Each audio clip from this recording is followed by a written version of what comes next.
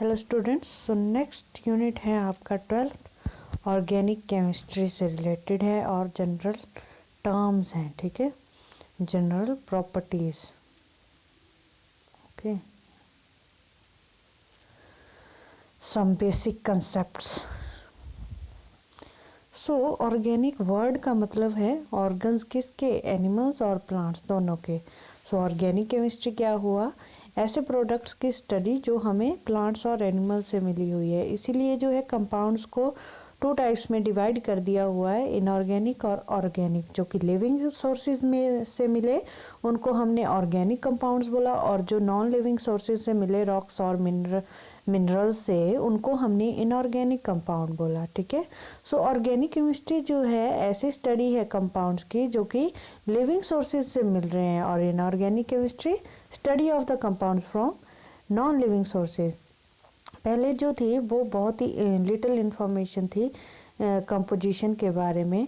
लवोइजियर जो है first time उन्होंने स्टेट किया था कि ऑल ऑर्गेनिक कंपाउंड्स जो हैं वो कार्बन और हाइड्रोजन से बने हुए हैं, इसेंशियल कॉन्स्टिट्यूएंट्स हैं। सो और उनकी एग्जिस्टेंस जो है इनऑर्गेनिक कंपाउंड्स की वो स्पेशल प्रॉपर्टी कैटिनेशन की वजह से है, जो कि self linking property of an element show करती है, ठीक है। सो कार्बन के पास जो है सबसे ज़्यादा टेंडेंसी है कैटिनेट करने की। वैसे तो ये आपके पी ब्लॉक एलिमेंट में पढ़ते हैं हम, बट वहाँ पे जो है ये डिलीट हो गया था, इसलिए मैं अभी आपको बता दूंगी। कार्बन जो है आपस में ही दूसरे कार्बन के साथ बॉन्ड बना लेगा और स्ट्रॉन्ग बॉन्ड बना लेता है। इस प्रॉपर्टी को कैटिनेशन बोलते हैं, self linking property. Okay, carbon जो है वो ओपन चेन साइक्लिक कंपाउंड भी बना सकता है, ठीक है। तो यहाँ पे इस यूनिट में हम कार्बन से रिलेटेड ही पढ़ेंगे। सो फर्स्ट बात करते हैं nature and classification of organic compounds. Nature कैसा होता है और क्लासिफिकेशन कैसी होती है। जनरल इंट्रोडक्शन दी जाए तो वाइटल फोर्स थ्योरी थी।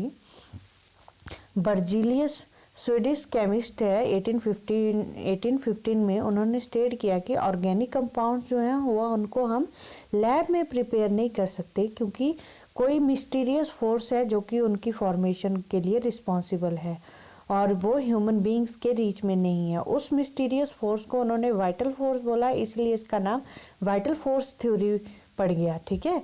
सो थ्योरी जो है वो बिलीफ कब तक चलती रही, 1828 तक। उसके बाद जो है वॉलर, जर्मन केमिस्ट है, उन्होंने एक्सीडेंटली जो है ऑर्गेनिक कंपाउंड यूरिया प्रिपेयर कर दिया लैब में, ठीक है। यूरिया जो है वो यूरिन में प्रेजेंट होता है ह्यूमन बींग्स और अदर मैमल्स के, और can be recovered by evaporating it. Evaporation करवा के हम रिकवर कर सकते हैं।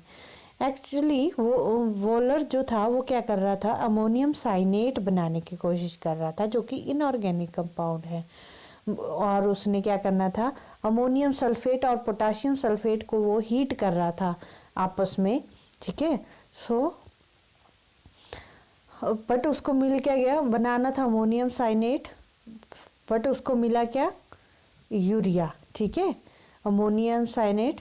और अमोनियम साइनेट में क्या हो गई, रीअरेंजमेंट हुई, उसकी वजह से उसको ऑर्गेनिक कंपाउंड यूरिया मिल गया, ठीक है। सो यूरिया जो है फर्स्ट ऑर्गेनिक कंपाउंड है जो कि लैब में प्रिपेयर हुआ था। इसके बाद जो है कॉल्ब ने जो है अनदर ऑर्गेनिक कंपाउंड बनाया, एसिटिक एसिड। फिर बर्थलॉट ने जो है 1856 में मीथेन प्रिपेयर करी। इन कंपाउंड्स की प्रिपरेशन के बाद जो है वो वाइटल फोर्स थ्योरी जो है वो काम उसकी इतनी वैल्यू नहीं रही, उसको डिस्कार्ड कर दिया गया, क्योंकि वो उसने क्या बोला कि हम लैब में नहीं प्रिपेयर कर सकते, बट ये तो लैब में प्रिपेयर हो गए, है ना।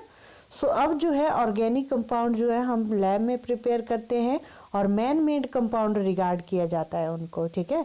So number of compounds obtained from natural resources from plants and animals is comparatively very less, ठीक है। मॉडर्न डेफिनेशन जो है अब ऑर्गेनिक केमिस्ट्री की वो ये है, वर्ड ऑर्गेनिक क्या है, pertaining to life, lost its significance. Life का जो रिलेटेड थिंग थी वो उसके सिग्निफिकेंस जो है कम हो गया। फिर एनालिसिस की गई इन कंपाउंड्स की, तब हमें पता चला कि ये जो हैं कार्बन कंटेन करते हैं as their essential constituents. So carbon containing. Therefore, the organic compounds were regarded as the carbon compounds. So this definition was a little confusing because according to this, typical inorganic compounds like carbon monoxide, carbon dioxide, ये भी क्या है, carbon containing compound है, but इनको तो हम organic compound नहीं बोल सकते. सो फिर डिटेल्ड इन्वेस्टिगेशन की गई, तो उसमें पता चला कि ऐसे ऑर्गेनिक कंपाउंड्स जो कि बोथ कार्बन और हाइड्रोजन के बने हुए हैं, जिनको हम हाइड्रोकार्बन्स बोलते हैं, और कुछ ऐसे जिनमें जो है हाइड्रोजन की जगह पे नाइट्रोजन, ऑक्सीजन, फास्फोरस भी प्रेजेंट है, जिनको हम डेरिवेटिव्स ऑफ हाइड्रोकार्बन बोलते हैं. क्यों? क्योंकि वो एक हाइड्रोजन को रिमूव करके बने होंगे. ठीक है. So organic compounds are the hydrocarbons and their derivatives. So definition क्या हुई ऑर्गेनिक कंपाउंड्स की? Organic compounds are the hydrocarbons and their derivatives, and the branch of chemistry that deals with the study of these compounds is known as organic chemistry. Okay. Next, existence of large number of organic compounds. Catenation property जो है इस तरह की, ये देखो carbon जो है आपस में बॉन्ड बना लेता है. ठीक है. तो इस प्रॉपर्टी को कैटिनेशन बोलते हैं. सो लॉन्गर चेन्स बनती हैं और large number of organic compounds बन सकते हैं. अब ये कार्बन जो है ब्रांचेस भी बना सकते हैं. ये देखो यहाँ पे शो की हुई हैं, ये ब्रांचेस भी बना सकते हैं और रिंग्स भी बना सकते हैं. सो डिफरेंट साइजेस के, डिफरेंट शेप्स के हमें जो है कार्बन कंपाउंड्स मिल सकते हैं या ऑर्गेनिक कंपाउंड्स मिल सकते हैं. कैटिनेशन जो है वो कार्बन ही शो नहीं करता, सिलिकॉन भी शो करता है, बट कार्बन में जो है मोस्ट इफेक्टिव होती है क्योंकि उसके बॉन्ड जो है स्ट्रॉन्गर होते हैं सिलिकॉन बॉन्ड से. Bond dissociation energy carbon carbon bond की 355 किलो जूल पर मोल होती है, जबकि सिलिकॉन बॉन्ड की 200 किलो जूल पर मोल ही होती है सिर्फ. ठीक है. Thus, whereas a large number of carbon atoms can be linked by covalent bond, it is not so easy in case of silicon atoms. ठीक है. तो सिलिकॉन एटम्स में जो है इजीली बॉन्ड फॉर्म नहीं हो पाता, covalent bond. In organic compounds carbon is linked to hydrogen atom to form stable carbon hydrogen bond because the electronegativity difference in the carbon and hydrogen is very small. ठीक है. So carbon hydrogen जो है stable bond बना देते हैं क्योंकि electronegativity difference जो है बहुत ही कम है. कार्बन जो है वो मल्टीपल बॉन्डिंग भी करता है. ठीक है. किसके साथ? अदर कार्बन एटम के साथ. ठीक है. या फिर ऑक्सीजन के साथ या फिर नाइट्रोजन के साथ. ओके. सो मल्टीपल बॉन्डिंग जो है उसकी वजह से जो है हमें डिफरेंट कंपाउंड्स मिल जाते हैं. नेक्स्ट है टेट्रावेलेंस ऑफ कार्बन, यानी कि कार्बन के जो वैलेंसीज हैं 4 वैलेंसीज वो किस तरह से कौन सा स्ट्रक्चर शो करती हैं. तो टेट्राहेड्रल मॉडल जो है शो होता है. कार्बन के जो 4 बॉन्ड बनते हैं वो टेट्राहेड्रल अरेंजमेंट में शो होते हैं. ठीक है. इस तरह से ये टेट्राहेड्रन है. 1 2 3 4 साइड्स हैं और बीच में जो है कार्बन प्रेजेंट होगा. इस तरह से ये देखो यहाँ पे शो किया हुआ है.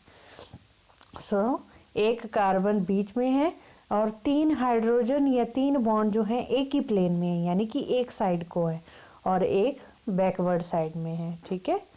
सो ये टेट्राहेड्रल है अरेंजमेंट है जो कि कार्बन शो करता है. टेट्राहेड्रल मॉडल जो है वो सपोर्ट किया है इलेक्ट्रॉन डाइफ्रैक्शन और स्पेक्ट्रोस्कोपिक स्टडीज ने भी. ठीक है. शेप्स की बात करें अगर हम, तो वैसे तो आपने हाइब्रिडाइजेशन जो है यूनिट 4 में पढ़ी हुई है. ठीक है. तो इसमें जो है हम जनरली एल्केन, एल्कीन और एल्काइन का स्ट्रक्चर देखेंगे. ओके. सो मैं यहाँ पे आपको हाइब्रिडाइजेशन के बारे में नहीं बताऊंगी क्योंकि वो यूनिट 4 में आपने की हुई है. एल्केन्स में अगर देखें आप तो क्या होंगे, सिंगल बॉन्ड होंगे सारे, चाहे वो कार्बन के साथ हो चाहे वो हाइड्रोजन के साथ हो. ठीक है. तो वो किस तरह से होंगे, टेट्राहेड्रन में ही शो होंगे अरेंजमेंट में. और तो जब हम इस तरह का स्ट्रक्चर शो करते हैं तो रिप्रेजेंटेशन करते हैं बॉन्ड की वेज और डैश से, ठीक है। अगर आप यहाँ पे देखो तो ये इस तरह से डैश डैश डैश में शो होगा, ठीक है। कैसे? ऐसे, ये पिंक कलर वाला, और ये जो है वो ब्लैक है पूरा, ठीक है। मतलब सॉलिड वेज जो होगा वो कौन सा बॉन्ड होता है जो जिस तरफ से हम कंपाउंड को देख रहे होते हैं, यानी कि ऑब्जर्वर की तरफ प्रोजेक्ट हुआ होता है, ठीक है। मान लो अगर आप यहाँ पे हो तो आपकी तरफ जो बॉन्ड शो होगा वो सॉलिड वेज की तरह शो होगा, ठीक है। सॉलिड वेज की तरह शो किया जाएगा। और जो डैश्ड वेज होती है ये वाली, ठीक है, वो कब होती है? जो ऑब्जर्वर के साइड में, ठीक है, away from the observer, okay. तो इस तरह से 3D रिप्रेजेंटेशन करते हैं। बट नॉर्मली जो है 3D रिप्रेजेंटेशन करना बहुत ही डिफ़िकल्ट होता है, इसलिए हम 2 डायमेंशनल या प्लेनर स्ट्रक्चर शो करते हैं, जिनको हम ग्राफिक फार्मूला भी बोलते हैं, ठीक है। सो इस तरह से कर सकते हैं आप। तो यहाँ पे graphic formula ethane, propane, butane का दिया हुआ है, आप जो है डायरेक्टली इस तरह से शो कर सकते हो बॉन्ड को। ऑर्बिटल स्ट्रक्चर की बात करें एल्कीन्स में, तो आपको पता है sp3 हाइब्रिडाइज्ड होते हैं, ठीक है। और ये बॉन्ड बनाते हैं कैसे? हाइड्रोजन और कार्बन के बीच में सिग्मा सिग्मा बॉन्ड बनेंगे सारे के सारे। अगर इथेन भी है, ये इथेन का मॉडल है, तो ये आपने सभी ने जो है ये स्ट्रक्चर बनाने हैं, ये मीथेन का है, ये इथेन का है, ठीक है। तो यहाँ पे जो ये वाला बॉन्ड भी बनाई, ये भी सिग्मा ही है, ठीक है। तो sp3 हाइब्रिडाइजेशन है जो कि आपने की हुई है। नेक्स्ट है एल्कीन्स। एल्कीन्स में क्या होगा? कार्बन कार्बन डबल बॉन्ड इस तरह से, ठीक है। ये एल्कीन, इथीन, प्रोपीन। इथीन का मतलब 2 कार्बन, प्रोपीन का मतलब 3 कार्बन, ठीक है। और एल्कीन, इन का मतलब होता है डबल बॉन्ड, ठीक है।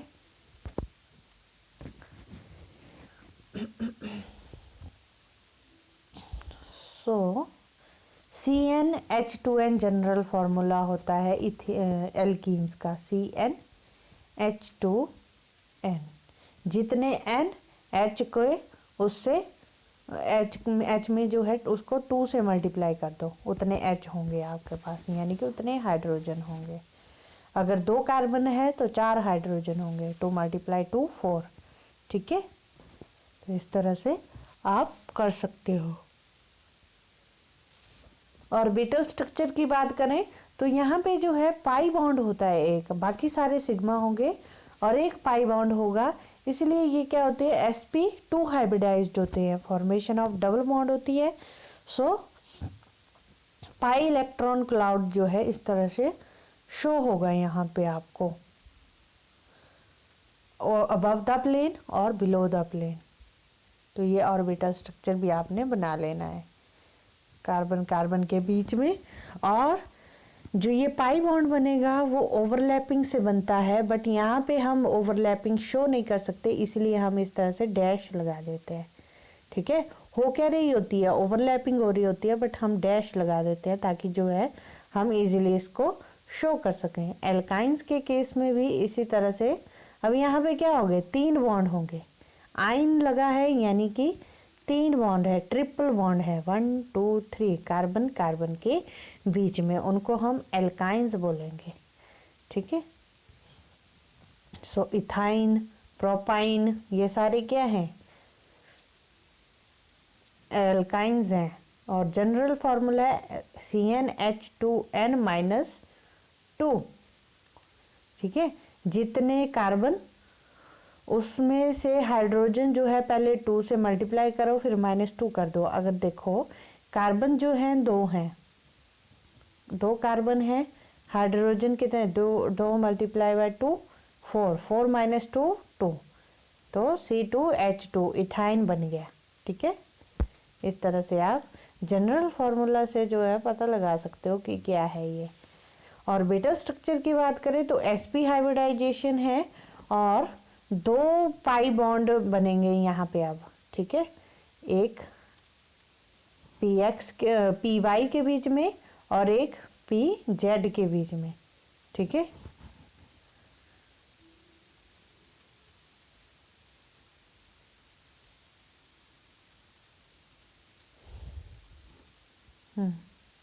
और इस तरह से जो है ये एक क्लाउड बन जाता है पूरे सिग्मा बॉन्ड के बीच में। ओ बाहर से एक सर्कल सा बन जाएगा, सिलेंड्रिकल पाई इलेक्ट्रॉन क्लाउड बन जाएगा, ठीक है। तो डबल बॉन्ड ये भी ओवरलैपिंग होती है, बट हम शो करते हैं डैश डैश बॉन्ड से। आगे जो है पाई बॉन्ड्स की कुछ करेक्टरिस्टिक फीचर्स दी हुई हैं, ठीक है। Organic compounds, carbon double bond, carbon triple bond, pi bonds जो हैं इन्वॉल्व होते हैं सिग्मा बॉन्ड में। सिग्मा बॉन्ड बीच में बनता है और pi bond above the plane और बिलो द प्लेन होते हैं। करेक्टरिस्टिक्स की बात करें तो पाई बॉन्ड जो है वो साइडवाइज ओवरलैपिंग से बनते हैं, वो भी पी ऑर्बिटल्स की। पी ऑर्बिटल जो है वो पैरेलल ओरिएंटेशन होनी चाहिए, यानी कि पी वाई पी जेड जो है वही पार्टिसिपेट कर सकते हैं साइडवाइज ओवरलैपिंग में। पी एक्स जो है वो क्या करता है, एक्सियल ओवरलैपिंग करता है। तो ये तो मैंने करवाया हुआ है आपको, है ना, किस तरह से ओवरलैपिंग होती है। कार्बन एटम जो है इन्वॉल्व वो मल्टी बॉन्ड फॉर्मेशन में होना चाहिए और वो सेम प्लेन में होना चाहिए। इलेक्ट्रॉन क्लाउड जो है वो पाई बॉन्ड का लोकेटेड होता है above and below the plane of the bonding atom. इस वजह से जो है वो एटम को, कार्बन एटम को रोटेट नहीं होने देता है, ठीक है, अलॉन्ग विद द एटम्स और ग्रुप्स अटैच्ड, ठीक है। With respect to other carbon atom, other carbon atom के साथ जो है ये रोटेट नहीं हो सकता है, ठीक है। So as a result the rotation about the pi bond is quite restricted. Since the pi overlap is not effective, the pi bonds are easily available to the attacking reagents. So pi bond जो हैं वो इतने effective नहीं होते हैं overlapping, सो इसीलिए attacking reagent के लिए इजीली अवेलेबल होते हैं। So compound containing these bond are therefore quite reactive. So बहुत ज़्यादा रिएक्टिव होते हैं जिनके पास जो है इस तरह के पाई बॉन्ड होते हैं, ओके। नेक्स्ट है classification of organic compounds. So organic compounds को जो है टू टाइप्स या टू कैटेगरी में डिवाइड कर दिया हुआ है, क्योंकि कैटिनेशन की वजह से जो है हमें डिफरेंट डिफरेंट कंपाउंड मिल जाते हैं। इसी वजह से हमने जो है दो कैटेगरीज बनाई है, क्लासेस बनाई हैं, ओपन चेन और एसाइक्लिक कंपाउंड्स, क्लोज्ड चेन और साइक्लिक कंपाउंड्स। तो देखते हैं क्या क्या है। ओपन चेन में क्या है, ओपन चेन या एसाइक्लिक यानी कि जिनमें साइकिल नहीं है या ओपन चेन है।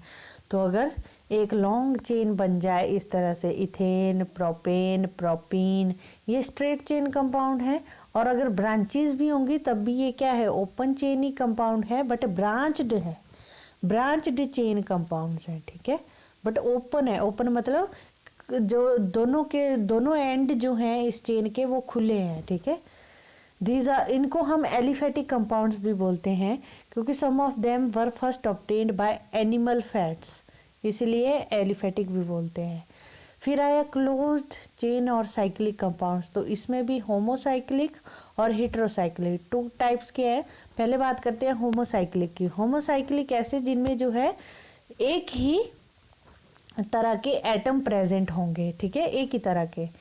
सो यहाँ पे अगर कार्बन एटम होंगे तो उनको कार्बोक्सिलिक कंपाउंड्स बनेंगे। फर्स्ट आया एलिसाइक्लिक कंपाउंड्स, जिनके पास रिंग तो है, ठीक है, और वो क्या करते हैं, एलिफेटिक कंपाउंड से रिजेंबल करते हैं करेक्टरिस्टिक में, यानी कि रिजेंबलेंस है उनके एलिफेटिक कंपाउंड से, जैसे cyclopropane, cyclobutane, cyclopentane, cyclohexane, cyclopropene, ठीक है, साइक्लोब्यूटीन, साइक्लोपेंटेन, साइक्लोहेक्सीन, ठीक है। एरोमेटिक कंपाउंड्स जो हैं एलिसाइक्लिक और एरोमेटिक। एरोमेटिक कंपाउंड्स में क्या होता है, सारे होमोसाइक्लिक कंपाउंड्स होते हैं, बट अल्टरनेशन होती है किसकी, डबल बॉन्ड की, ठीक है। अब जैसे बेंजीन रिंग ले लो, वो क्या है, हेक्सागन है कार्बन एटम का with single and double bonds in the alternate positions, ठीक है। So in case more than one benzene ring is present, then these are generally fused and the compounds are called bicyclic. पहले जो है इनको aromatic compounds भी बोलते थे, क्योंकि ये जो है प्लीजेंट स्मेल देते थे, प्लीजेंट स्मेल। और ग्रीक में एरोमा का मतलब होता है फ्रेग्रेंस और sweet smell, but the name aromatic has lost its significance since many aromatic compounds also possess unpleasant smell. So unpleasant smell भी आने लगी, इसलिए जो है एरोमेटिक नाम जो है हमने नहीं रखा फिर इनका। सम अदर बेंजीन रिंग, अब यहाँ पे देखो कार्बन कार्बन कार्बन 6 कार्बन हैं और अल्टरनेट पोजीशन पे डबल बॉन्ड लगे हुए हैं, बीच में सिंगल फिर डबल सिंगल फिर डबल, ठीक है, और एक एक हाइड्रोजन। तो किस तरह से लिख सकते हैं बेंजीन को, वो यहाँ पे दिया हुआ है, ठीक है। अदर एग्जांपल्स हैं, अगर बेंजीन रिंग पे CH3 लगा हुआ उसको टॉलुइन बोलेंगे, OH लगा होगा फिनोल बोलेंगे, CHO लगा होगा बेंजल्डिहाइड बोलेंगे, NH2 लगा होगा एनिलीन बोलेंगे। अगर 2 बेंजीन रिंग आपस में जुड़ी होंगी उसको नेप्थलीन बोलेंगे, और 3 जुड़ी होंगी तो उसको एंथ्रासीन बोलेंगे, ठीक है। Certain aromatic compounds do not contain a benzene ring. Therefore, it is better to call benzene containing aromatic compounds as benzenoids. So कुछ ऐसे भी होते हैं aromatic compounds जिनमें बेंजीन रिंग नहीं होती है, ठीक है। सो बेंजीन कंटेनिंग कंपाउंड्स को हम बेंजीनोइड्स बोल सकते हैं, ठीक है। नेक्स्ट आता है हेट्रोसाइक्लिक कंपाउंड। ऐसे कंपाउंड्स जिसमें एक या 2 एटम जो है वो डिफरेंट होंगे with the rest of the atoms, ठीक है। जैसे नाइट्रोजन, ऑक्सीजन, सल्फर, इस तरह के रिंग में एटम्स प्रेजेंट हो सकते हैं। अगर नाइट्रोजन प्रेजेंट है तो उसको पायरॉल बोलेंगे, ठीक है। अगर ऑक्सीजन तो उसको फ्यूरॉन, अगर सल्फर है उसको थायोफीन, और नाइट्रोजन जो है विद 5 कार्बन एटम पिरिडीन। तो ये कुछ एग्जाम्पल हैं हेट्रोसाइक्लिक कंपाउंड्स के। और यहाँ पे पूरी क्लासिफिकेशन दी हुई है ऑर्गेनिक कंपाउंड की, जो है open chain, close chain. Close chain भी 2 टाइप्स की, होमोसाइक्लिक, हेट्रोसाइक्लिक। होमोसाइक्लिक फिर से 2 टाइप्स के, एलिसाइक्लिक और एरोमेटिक। नेक्स्ट आता है फंक्शनल ग्रुप्स। फंक्शनल ग्रुप्स क्या होते हैं? हमने स्टडी किया कि हाइड्रोकार्बन जो हैं वो पेरेंट ऑर्गेनिक कंपाउंड है, और ऐसे जो कि हाइड्रोजन को रिप्लेस करके कोई और एटम्स जो हैं वहाँ पे अटैच हो जाएं उनको हम डेरिवेटिव्स बोलते हैं। सो उन ग्रुप्स को हम फंक्शनल ग्रुप्स बोलेंगे, और वो प्रॉपर्टीज़ में चेंजेस लाते हैं ऑर्गेनिक कंपाउंड की, पर्टिकुलरली केमिकल प्रॉपर्टीज। सो इस बेसिस पे फंक्शनल ग्रुप को डिफाइन कर सकते हैं हम, एन एटम और group of atoms which largely determines the properties of the organic compounds, particularly the chemical properties। ऐसे ग्रुप हैं एटम्स के जो कि प्रॉपर्टीज डिटरमाइन करते हैं। एग्जाम्पल में जैसे यहाँ पे OH जो है डब्बे में लिखा हुआ है, क्यों? क्योंकि ये क्या है, यहाँ पे फंक्शनल ग्रुप है, ठीक है, OH। और NH2 भी यहाँ पे ये देखो क्या है, फंक्शनल ग्रुप है। सो फैमिलीज बताई हुई हैं कि अगर ये ग्रुप लगा होगा तो कौन सी फैमिली से बिलोंग करता है। अगर OH ग्रुप लगा होगा किसी भी कार्बन चेन के साथ तो उसको अल्कोहल बोलेंगे। C डबल बॉन्ड OH लगा होगा उसको एल्डिहाइड बोलेंगे। C डबल बॉन्ड OH लगा होगा उसको कार्बोक्सिलिक एसिड बोलेंगे। NH2 लगा होगा अमीन्स बोलेंगे। C डबल बॉन्ड O लगा होगा, दोनों तरफ कार्बन चेन होगी, कीटोन्स बोलेंगे। ऑक्सीजन बीच में होगा, दोनों तरफ कार्बन चेन होगी तो इथर्स बोलेंगे। तो यहाँ पे एग्जाम्पल भी दिए हुए हैं, देखो methyl alcohol, acetaldehyde, acetic acid, ये इनके नाम है, ठीक है। मिथाइल अमीन, तो NH2 लगा हुआ है, एक तरफ कार्बन चेन है, एसीटोन और डाइमिथाइल ईथर। नेक्स्ट है होमोलोगस सीरीज। होमोलोगस सीरीज जो है ऐसी सीरीज हैं जिनमें क्या होते हैं, सिमिलरली कॉन्स्टिट्यूटेड कंपाउंड्स होते हैं, जहाँ पे मेंबर्स जो हैं वो जो प्रेजेंट हैं उनमें सेम फंक्शनल ग्रुप होगा, सेम केमिकल प्रॉपर्टीज होगी, बस जो कार्बन नंबर है वो ज़्यादा होगा, ठीक है। Any 2 successive members in a particular series differ in their molecular formula. Molecular formula different होगा, सेम जो है फंक्शनल ग्रुप होगा, सेम केमिकल प्रॉपर्टीज होगी, उनको हम होमोलोगस सीरीज बोलते हैं, ठीक है। अगर CH3OH है उसको मिथेनॉल, अब देखो कार्बन नंबर बढ़ता जाएगा, ठीक है। C2H5OH, उसको इथेनॉल, इथाइल अल्कोहल। कार्बन 3 हो गया तो प्रोपेनॉल, और कार्बन नंबर 4 हुआ तो ब्यूटेनॉल, ठीक है।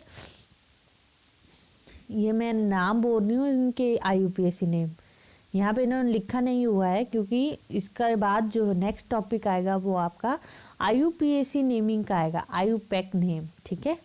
Methyl alcohol, ethyl alcohol, propyl alcohol लिखा हुआ है इन्होंने अभी। फिर बाद में जो है नेक्स्ट यहाँ पे बोला है कि ऑर्गेनिक कंपाउंड्स को स्ट्रक्चरली कैसे रिप्रेजेंट कर सकते हैं। मान लो आपके पास जो है इस तरह का ये एक कंपाउंड है, कंप्लीट स्ट्रक्चर बताना है, डैश फॉर्म में बताओ, सारे बॉन्ड को डैश की फॉर्म में लिखो, ठीक है। अगर कंडेंस्ड फॉर्म में लिखना है तो आप हाइड्रोजन को इकट्ठे भी लिख सकते हो कि इस कार्बन के साथ इतने हाइड्रोजन जुड़े हुए हैं, ठीक है, इस तरह से। अगर बॉन्ड लाइन की फॉर्म में दिखाना है तो आप इस तरह से भी शो कर सकते हो। अब यहाँ पे जो जैसे ही जो एज जाएगा वहाँ पे कोई ना कोई कार्बन प्रेजेंट है, ठीक है। यहाँ पे भी कार्बन प्रेजेंट है, यहाँ पे भी और यहाँ पे भी, हर एक एज पे कार्बन प्रेजेंट है। सो बॉन्ड लाइन कैसे शो करते हैं आप, एक इसके बीच में अगर थोड़ा सा गैप है या इस तरह से बॉन्ड बना है तो इस एज पे यानी कि कार्बन प्रेजेंट है और उसके साथ 2 हाइड्रोजन लगे हुए हैं। अगर ये सिंगल बॉन्ड है, अगर इस तरह से दिखा दिया जाए तो यहाँ वह जो कार्बन है उसके पास सिर्फ एक ही हाइड्रोजन है क्योंकि 3 बॉन्ड उसने बना लिए हुए हैं, ठीक है। तो ये ध्यान रखना पड़ता है। तो बॉन्ड लाइन शो करते समय हमें देखना पड़ता है कि कितने बॉन्ड हैं कितने नहीं। अब यहाँ पे देखो एल्कीन का दिया हुआ है, ठीक है, कार्बन कार्बन के बीच में डबल बॉन्ड है और दोनों तरफ जो है और CH3 लगे हुए हैं, ठीक है। सो कंडेंस्ड फॉर्म, बॉन्ड लाइन जो है बीच में डबल बॉन्ड है ना, ये देखो बीच में डबल बॉन्ड है और दोनों तरफ जो है डैश डैश। तो इसका मतलब ये क्या है कि कार्बन लगा हुआ है यहाँ पे भी कार्बन है, यहाँ पे भी कार्बन है, यहाँ पे भी। अब देखो इस कार्बन ने एक बॉन्ड तो बना लिया हुआ है इसके साथ, है ना। बचे कितनी वैलेंसी कार्बन की, 3 और, तो यानी कि यहाँ पे 3 हाइड्रोजन प्रेजेंट है। बॉन्ड लाइन में हम हाइड्रोजन को शो नहीं करते हैं, सिर्फ कार्बन कार्बन के बीच के बॉन्ड को शो करते हैं, ठीक है। तो इस तरह से आप ये स्ट्रक्चर्स बना सकते हो। यहाँ पे देखो कंडेंस्ड फॉर्म दी हुई है और बोला है कि आप इनको स्ट्रक्चर्स को एक्सपेंड करो, बस कुछ भी नहीं करना है, खोल के लिख देना है, ठीक है। तो इस तरह से ये प्रैक्टिस करनी है आपने इस तरह के क्वेश्चंस की।